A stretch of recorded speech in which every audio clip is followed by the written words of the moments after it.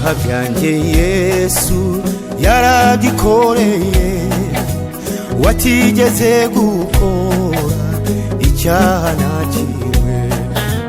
Ndamwegera ngasenga n'umunyabyaha pe, nizera ijambo ryati urababariwe.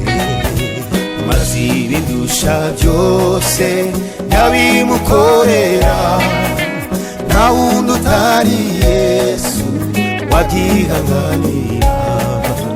Ndamwegera njyaho ari dushene nebutse, ndagenda mpawe intege sindishirijwe pe.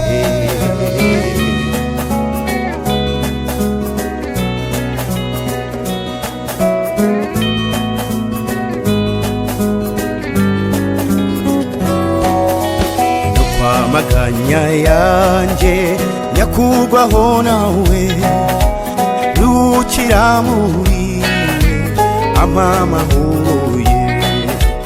Emanueli Kristo zina rihebuje, rimbera nk'imibavu rihumura neza. Cyama nkaba nkawe akamineza ye, n'imbabazi n'ubugwa neza bwe. Yesu uzampe gutura iwawe mw'ijuru, nkajya ngusingiza n'abamarayika.